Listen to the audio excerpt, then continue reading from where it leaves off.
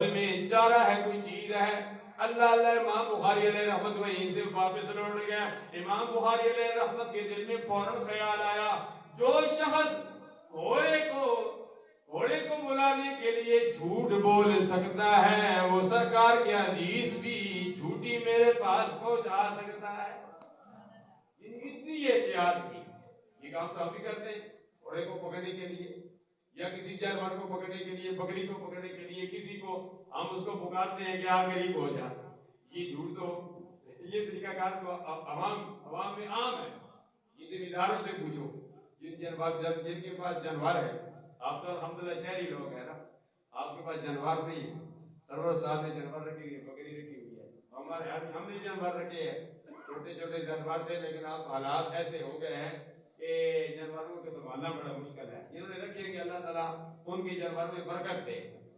ہاں, دودھ بھی مہنگا ہو گیا ہے, چارہ بھی مہنگا ہو گیا ہے, کھاد بھی مہنگی ہو گئی ہے, آج ساری چیزیں مہنگی ہو گئی ہیں. سب کے لیے میں دعا کرتا ہوں, اور گزشتہ دنوں کا حادثہ ہوا اٹک میں, اس کے لیے بھی دعا کرتا ہوں. کئی زخمیوں کے لیے بھی دعا کرتا ہوں. عزیزم, اس کا میں نے نکاح پڑھایا تھا بیٹے کا. یہ ماسٹر شعیب کا بہنوئی تھا.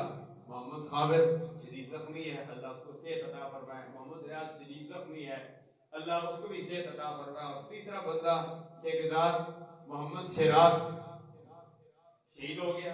شہادت کی موت ہے, سب کو پتا ہے. اٹک میں جو حادثہ ہوا ٹرالی ٹریکٹر کا, موٹر سائیکل کا, انہیں کیا پتا تھا, جا رہے تھے اپنے کام کے لیے.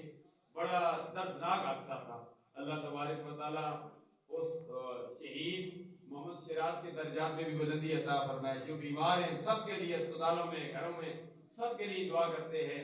ہمارے مسجد کے مؤذن ہیں, نمازی ہیں, 5 وقت کے نماز تہجد کے لیے آتے ہیں. حاجی فضل خان صاحب, ان کا پوتا گزشتہ دنوں آپریشن ہوا, اس کی صحت یابی کے لیے. باقی بھی یہاں حضرات آپ کے جو عزیز و اقارب ہیں, سب کے لیے, طیب میلادی کے والدہ محترمہ کے لیے دعا کرتا ہوں.